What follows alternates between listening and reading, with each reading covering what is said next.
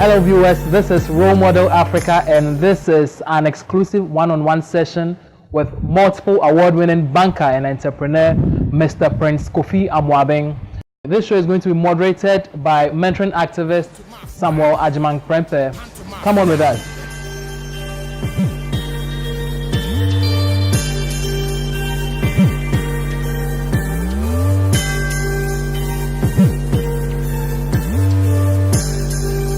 This is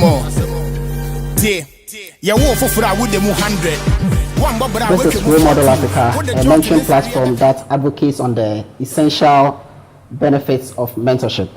Today, this program is being brought to you by Epic Visions under the partnership of Invents and PM Media. We have a very remarkable guest for today's show, and this personality runs remarkable businesses in the country and has been the most respected CEO on 3 occasions. Today, we have no other person joining us than the founder of the UT Group of Companies, Mr. Amoabeng. Thank you for joining us, sir. It's my pleasure to be here. It's a great honor to have you here. Looking at the many months that we spent to have you honor our platform, and looking at your busy schedule and most of the things that you do, I think that it is a great endorsement to have you here today. Well, it's my pleasure to be here. Thank you, sir. Okay. Good. So we want to appreciate your personal life and your journey in business, and more importantly, to have your voice on the crucial role of mentorship and the profundity of this institution. To begin with, what would you say are the ideals of Prince Kofi Amoabeng? Well, that's a very broad question, but I think really it's what should apply to everyone. Because you ask yourself, how come you're in this world? Okay. And it's the obvious answer is that someone put you here. And why would anybody put you here? It means the people who put you here or make you exist because they want you to contribute to the system. So really, I think for everyone, you have to find what you can bring to bear onto nature of which you are a part. So my idea is constantly looking for how I can impact on people's lives and contribute my bit to the world.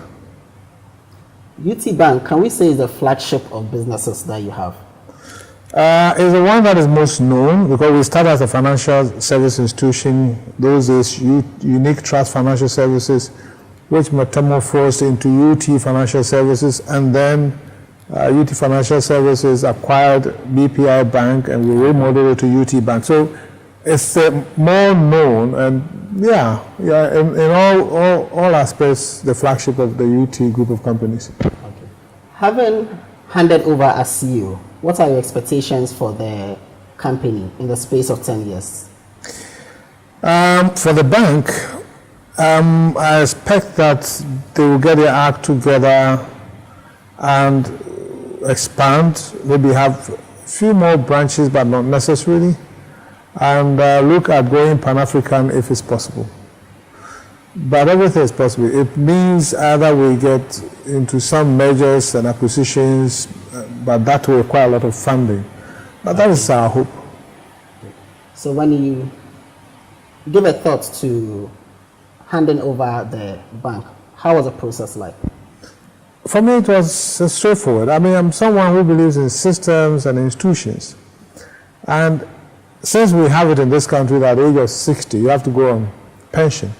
I thought everybody was going on pension at 60. And people said, well, it is your company and you founded it, and why are you going? But the point is that if, as a people, we decide that at 60 something is missing, you have to leave the post, then it should apply to you. So I actually meant to leave at the age of 60. But I didn't, because that was the time we were transitioning to a bank and wanted more funding to meet the minimum capital. And most investors did not believe that they should invest in a company where the founder is leaving after so many years of being the CEO. So typically IFC, who acquired 20% of the shares, actually said that they would put in their monies if I'll stay for at least 2 years. Okay. So what do you think was the rationale behind that? I think it's normal because I've been the CEO from inception. Okay. And then just at the point that they are bringing their money, the CEO they believed in is no more there. Okay. So they said, okay, at least if we stay for 2 years, then we'll see how things go. So part of the covenant was for me to stay for at least 2 years from the time they inject their money.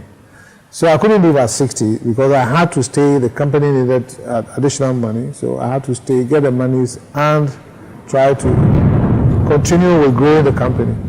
That is how come I didn't leave at the age of 60. And then at 62, there were a few issues with the company in its chosen position. Because, you know, we are basically a lending company, and we had issues because the economy went through a downturn and things like that. So I said 2 more years. Okay. 4 years past pension, and I said thank you. Interesting, and congratulations to you. Well, congratulations for going on pension. Congratulations on going on pension and having able people to Yeah. grow the organization for us. What do you think has been the role of mentoring so far as your business is concerned? The role of mentoring.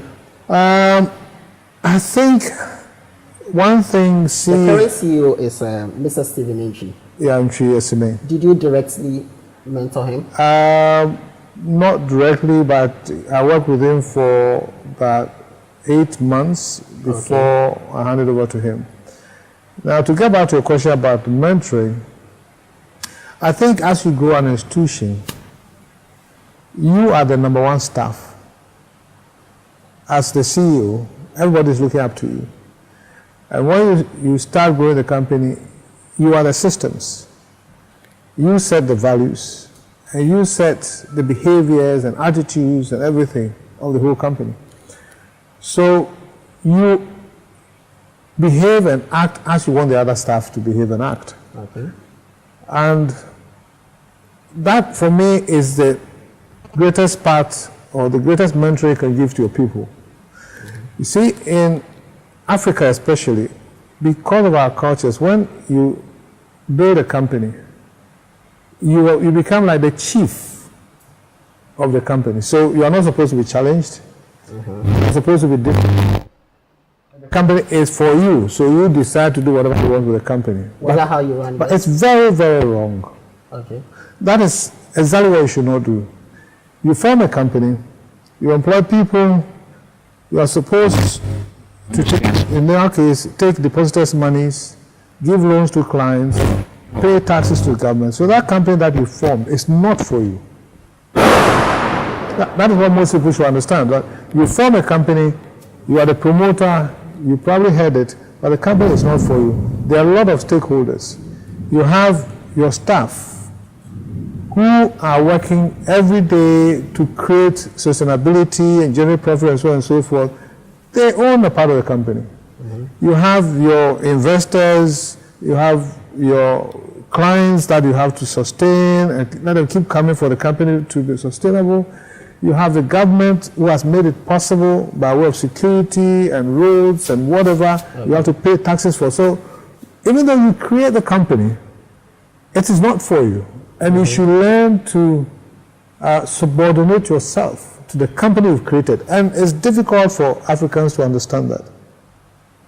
Because a lot of people say that it's mine, and if they need money, they are not accountable. They just take the money and go for a weekend and come and do whatever they want with it. That company, if you run any company like that, it will fail. Okay. So the first steps in mentoring is you, the leader, to subordinate yourself to the policies and the systems of the company. So typically for me, I make sure I get to the office from the onset. I got there before almost everyone. Staff are supposed to come at 8 o'clock. I will try and get there before 8 o'clock. Consistently? Consistently. And every meeting of the company, I'm there on time, 5 minutes before time. And therefore, there's no meeting up to today of UT that is late. Okay. So you must set the pace and the tone. And that, I think, is the best form of mentoring. That's intriguing there. UT Holdings. We have the UT Bank, we have the Lifeline Insurance, we have UT Financial Services. We have the bank, Okay. UT Properties, Okay. UT Life, UT Private Securities, UT Collections, and UT Logistics. Okay. And then we also have UT in Nigeria, UT Financial Services in Nigeria, and UT Financial Services in South Africa. South Africa. Yeah. Does Prince Kofi Amoabeng own all these companies? No, UT Holdings owns all those companies. UT Holdings owns all these companies. Okay, and Prince Kofi Amoabeng owns half of UT Holdings. Okay. Now, in the case of the bank, Holdings owns just 40%. The others, UT Life Holdings owns a lot less because we just sold majority shares to Leapfrog. Okay. The rest, Holdings owns 100%. So what skills do you think has been crucial in running all this number of companies we've mentioned? Well, for starters, you must have basic knowledge, general knowledge, as in training. I think I can't discount the fact that I went to university, did BSc administration, I'm a chartered accountant, but also you must be disciplined, and I think my background as a military officer also has helped a lot. And then your general upbringing, you must be brought up to have the right values, to love people and want to do what is right.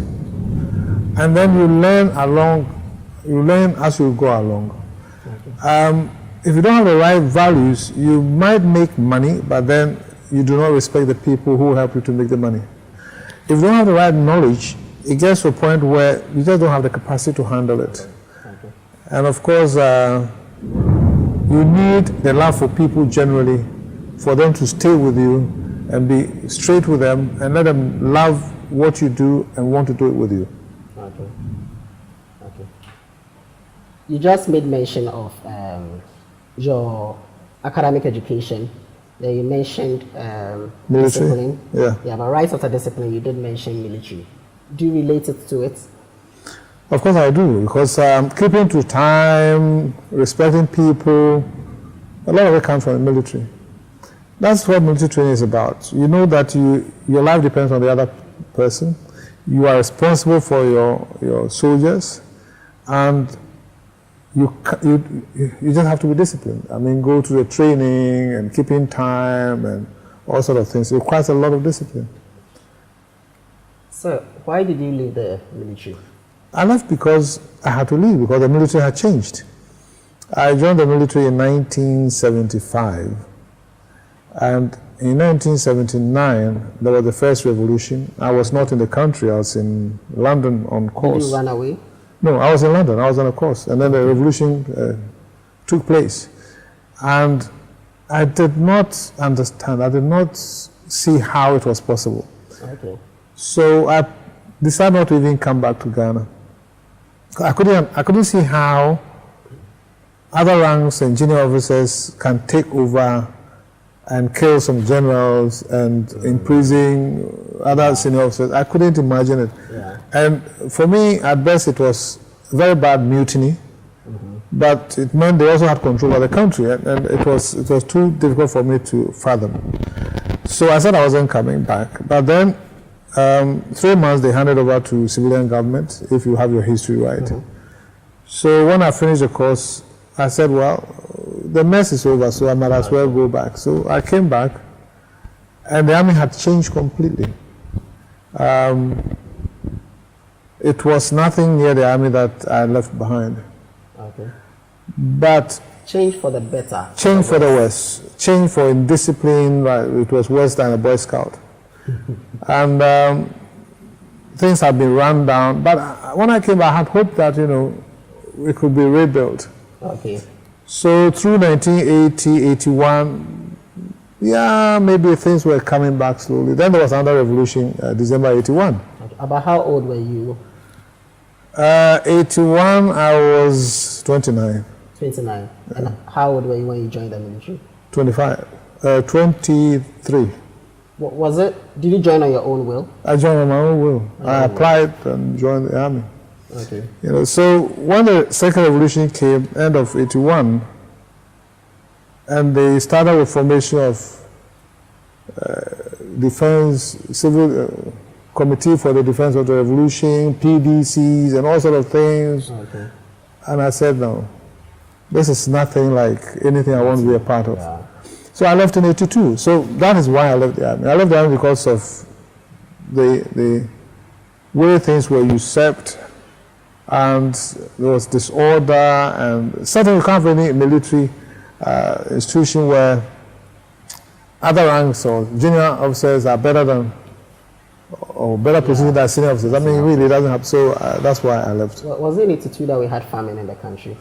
82 led to 83. 83 is noted for the famine, but of course it started from the revolution, and there was nothing coming to the country, and we were calling ourselves the socialists or communists or whatever, with our leaders wearing Afro Moses and whatever it was. Okay. So we'll come back to the military. You did mention you worked with our current CEO, Mr. Stephen Inchi, for a period of about 8 months. yeah. What informed your decision to hand over to him? Well, I did tell you that for the time I was 60, I felt my time was up. Okay. You know, so I had to hand over to someone. Unfortunately, events that unfolded led to my deputy resigning. Okay. But I was still bent on leaving because I wasn't saying my deputy is resigning, so the succession wasn't very smooth. Okay. And Stephen had come in as the chief operating officer and was doing well. So I said, well, the board has to look for a new CEO. Stephen then was from within, so to speak, even though he was new. Yeah. And therefore they found him better than looking for a complete new person, and he had demonstrated that he could do the work. So that's how come I handed over to him. Okay. Let's come to our country, Ghana. Do you think the climate here in the country promotes business? Is your case a rare example of somebody or a company that can be successful? There are opportunities in Ghana, a lot of opportunities in Ghana. But it's not easy doing business in Ghana at all. It's not easy. At all. And I need to stress it because for the youth who want to go into business, they must be prepared to stay strong and be aware of the problems and not take it lightly. Because if you take it lightly, you easily will be derailed. The reason why I'm saying that it's not easy at all, not to complicate, I will say it's due to two things. Okay. I'll tell you about two things, and we can quickly go over that. One is the government and the system in which you're supposed to operate. Because we have an environment where the institutions that should help businesses are dying, to say the least. Okay. And there's a lot of corruption, and there's not a level playing field. What I mean is that if you're doing business and you even are paid by someone with a check, and the check bounced and doesn't want to pay, you should go to the police, and action should be taken to ensure that you get your monies back to keep you back in business. Okay. Obviously, if such a thing befalls you, you go to the police, forget it. Because the defaulter can pay the police and your case will never be heard, and therefore your capital will be gone. If you want to buy a piece of land to probably start putting an office on it, the land is probably sold to 4 people, your money is stuck, go to the police, your time is taken up, and your business will go down. Did you ever experience something like this? I did. And I was someone who would walk away if it's really bad and not waste my whole time on it and try something new. Yes, and let the money go, let the whole investment go. I will not advocate that for everyone, but I'm saying you have to prepare and weigh the options depending on what befalls you. Now, not just the corruption, but if you want any document from any government source, it's not easy. Unless you put some weight on it, Okay. or they're going to delay you for months, and that is not good for business. apart from that, the structures are not there. If you want to go and make some delivery, where are the roads for you to go on? Where are the train for you to probably transport in bulk? Every business starts with a business plan which has in it the demographics of the country, because that determines the market that you're trying to serve.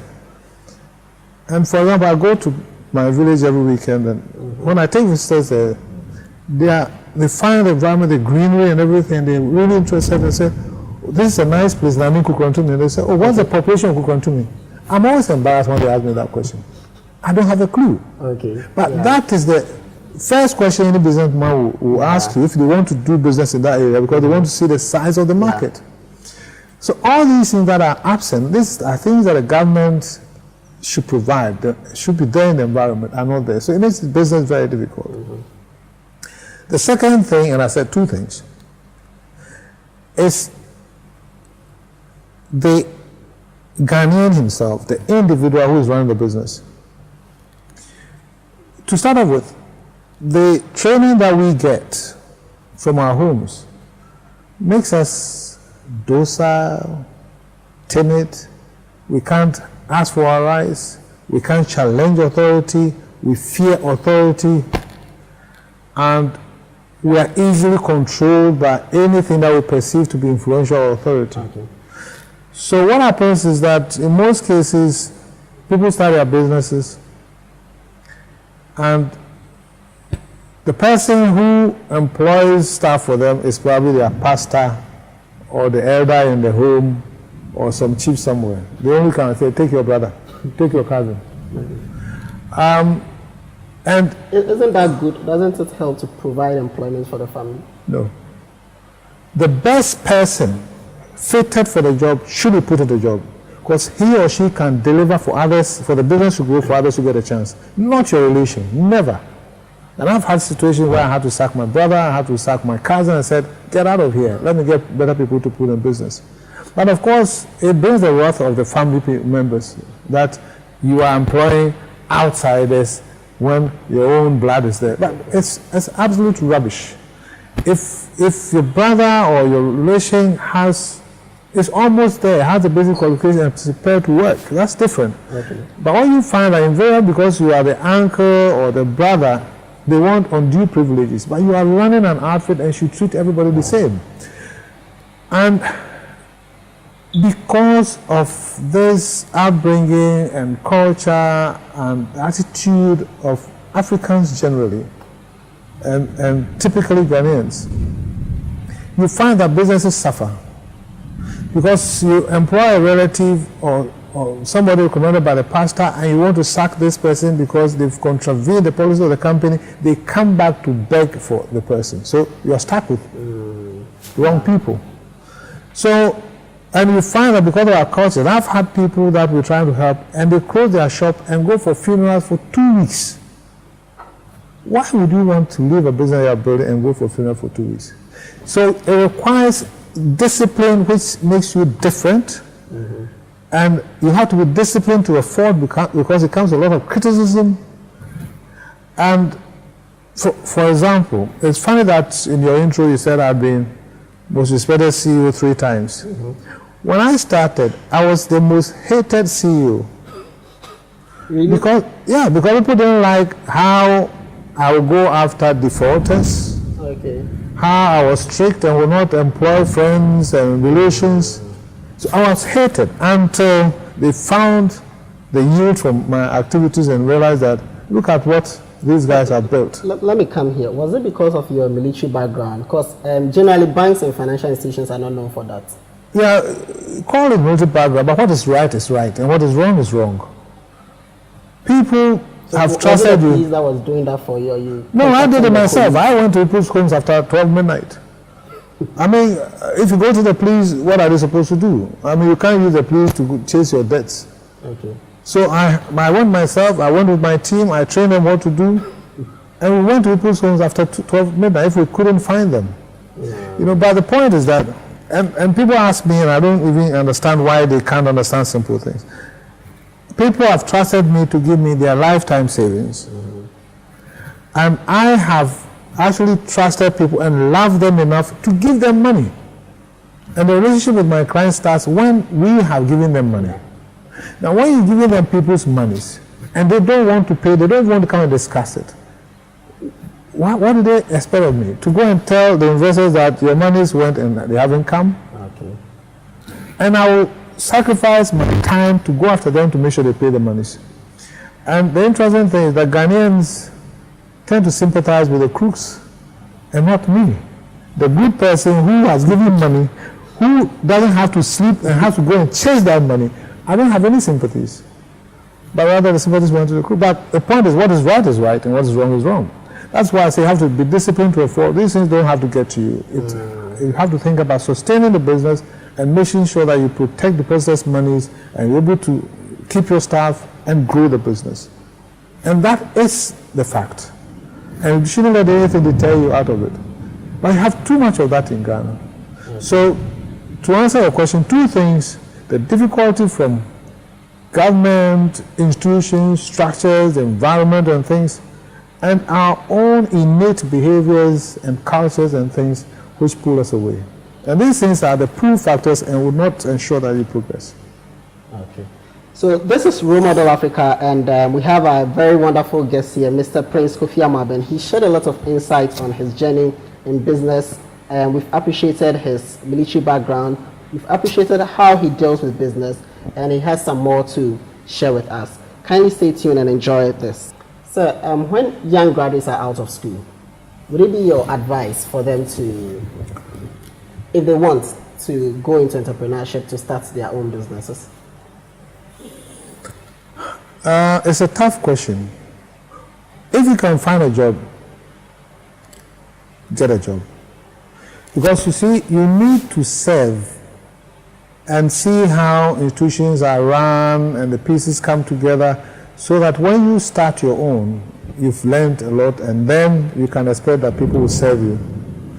But if there's no job, then you can't sit and say you're looking for a job, so you must venture into some kind of entrepreneurship. Okay. So I would not say that everyone go and look for a job or everyone go and become an entrepreneur. If you can get a job, definitely learn the lessons and grow and get expertise and experience before you go into entrepreneurship.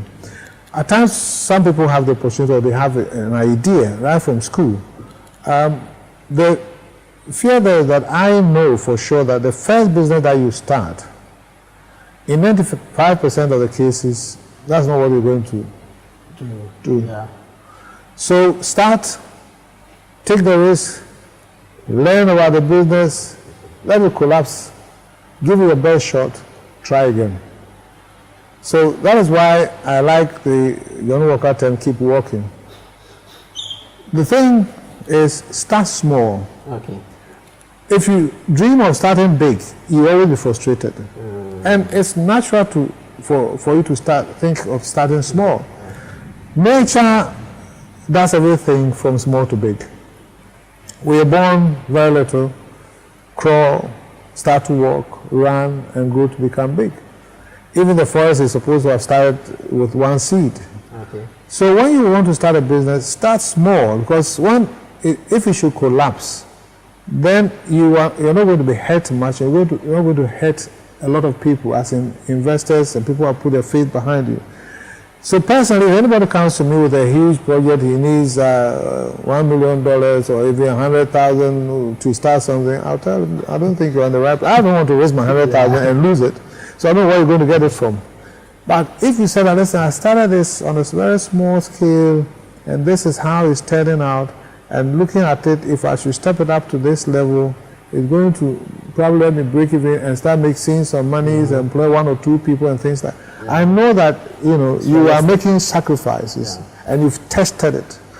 So those who have, and it's a lot of grit and dedication, because it's not easy. Many times when I started getting into business, weekend I'm going home to my wife and my kids, and I didn't know what I was going to give them as chocolate. I didn't have it. So entrepreneurship is not easy. you start and certain time you don't have money for even transport. And have to think, probably see friends, see relatives and things like that for them to support you. But talking about help, because you need help along the line, you must have the right values. You must be a person of integrity. If you are known as a crook, go to anybody who might. Okay. So, as you grow up through school, through university or whatever, make sure that people trust you as a person of integrity. Because when you get into those troubled times, you need to go to people and tell them that, listen, I've done ABC. I think today I've hit a wall. I need maybe 50 CDs or 100 CDs to even go home or pick transport to carry the business. If they know you're a person of integrity, they will probably help you. If, on the other hand, they know you as a crook, they say, oh, it's one of those things. So being a man of honesty and integrity is crucial as you're growing up, and you should have the right values and let people trust you. So when you start your businesses and you hit very rough patches, the people who know you will talk for you, will stand by you, be on your behalf, and help you to get up again. Okay. So same to our graduates in school and tertiary institution.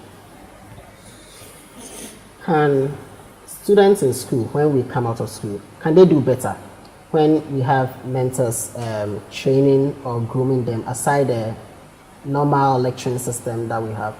Is that system helping? The issue is there are a lot of... So if, for instance, I want to go into banking, before I come out of school, maybe I have a banker grooming me before I come out of school. I think, you see, you should not get a fixation on one thing. When I was in school, maybe it's a bit different now. Okay. I was just learning. And I was in business administration and I took my lessons seriously. I wasn't thinking of becoming a banker. I wasn't even thinking of going to the army. I just wanted a good grade and continue learning.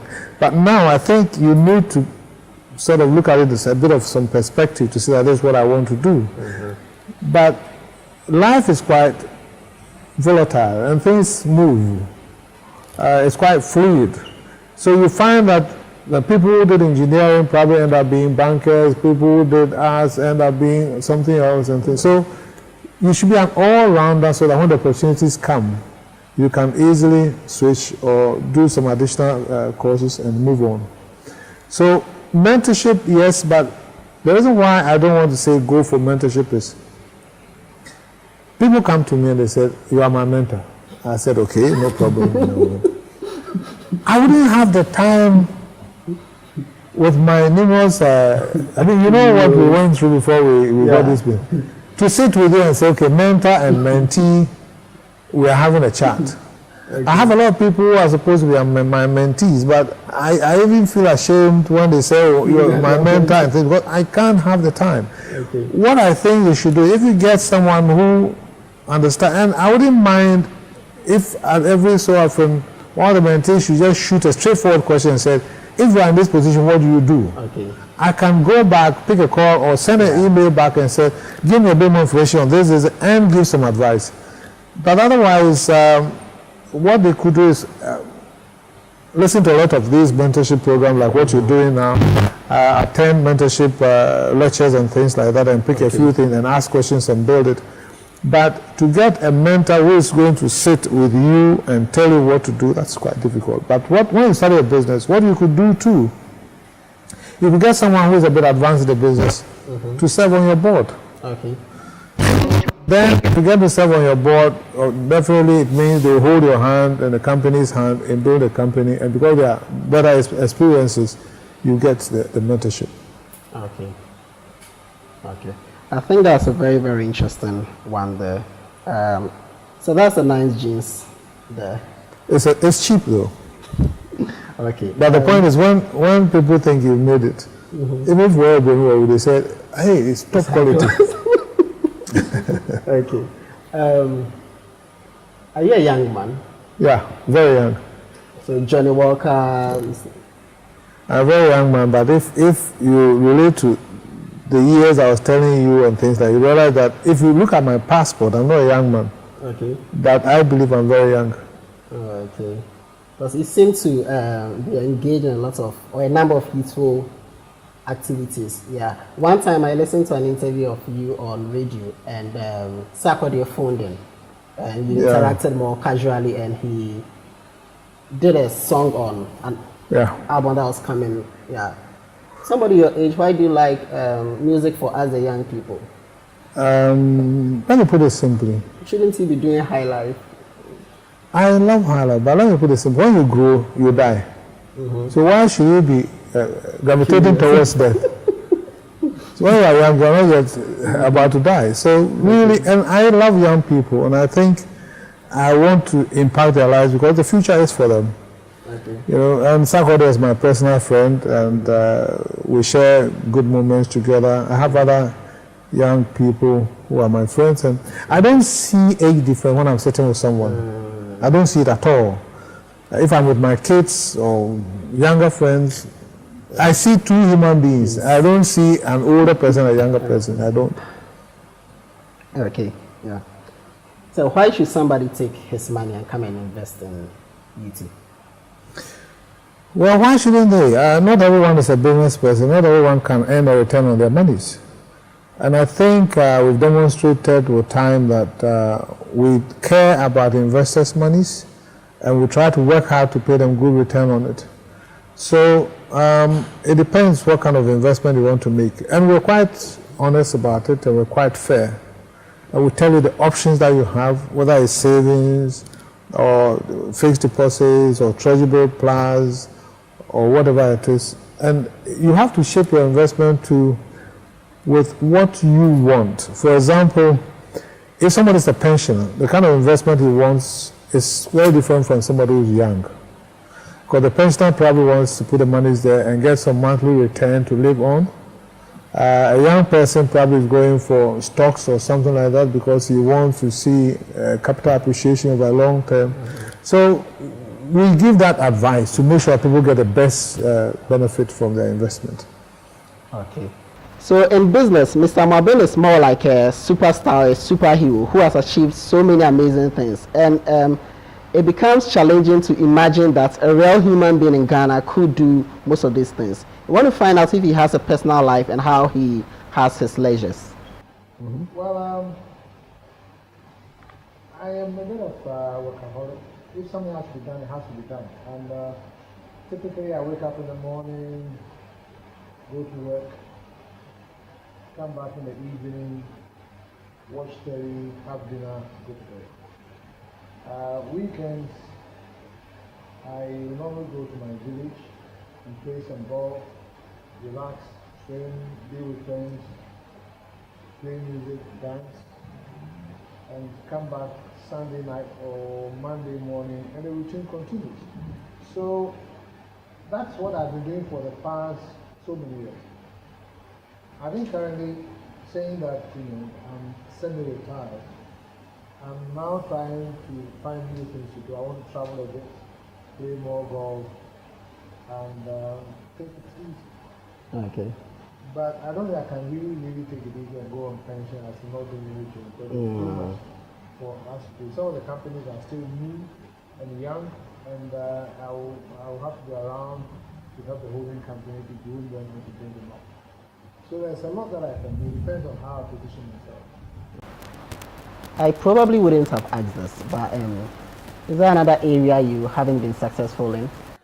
I started by being a general merchant. Buying and selling almost anything I could lay my hands on if I could make a margin. Were you in Kantamanto? I was in Kantamanto. I sold the Bonuau before. I've dealt in commodities. I've been in timber. I've been in air conditioning. I've been in oil business, both upstream and downstream. I've done everything before. Now, the interesting thing is that these things happened between the time I left the armed forces and I started Unit Trust. And that was invaluable training because I got to understand the psyche of Ghanaian businesses. Therefore, when I started lending money to them, I knew how things worked and how they were thinking and their attitudes. Okay. So I failed so many times, even in businesses. Were you discouraged? No, as I said, I'll just walk on. I mean, at least I can remember 3 instances where I had this disagreement with my partners. And in all 3 instances, I just wait and said, I can go to court and fight for my rights and it's going to take my time, or I can just quit. So in all those, I did not even invite an arbitrator or a third person. I just sat down with them and I said, this is where we are. I think it's not working. I think our partnership is breaking down, so you can have my shares. Then I walk away. It's painful, but it's the easier, less time-wasting option. And it's also because I believed in myself I could always start something and get it right. So if people get greedy and short-sighted about what we're doing, I just left it for them and moved on. Okay. So you've been watching Role Model Africa. This is the platform that engages African personalities whose contributions on the continent and beyond are worthy of emulation. Today we've been honored to have Mr. Prince Kofi Amoabeng, who is the founder for UT Holdings, and he shares so many remarkable insights with us, and more importantly, touch on the crucial subject of mentorship, and has helped us to appreciate the profundity of this institution. Sir, there's a young person out there who has been in business and has failed quite a number of times. There's a lady watching this show at this moment who wants to know how she, a lady, can impact Africa, since we don't have so many ladies making strides in Ghana and the continent at large. What would you say to the young graduates out there who is in school or has come out of school and wants to make remarkable impacts in business? Well, I think the simple advice is that keep working harder. Keep reflecting on what you've done wrong. Even in the worst case, you may probably be doing the wrong thing. So if you have to move on, move on. But be assured that it's not easy. Because if it were easy, a lot of people have done it. So get the needed support from any source. Keep working harder. Keep reflecting on it. And move on if you have to move on. But don't quit.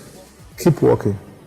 So don't quit, keep working. This has been Role Model Africa, and we have been graced by Mr. Prince Kofi Amoabeng. Thank you so much, sir. Thank you. UT Bank, you must say, now would your brand ya was here, what I wish you were white, Nimgracia to be daddy. Mamma, Homer, then Grano.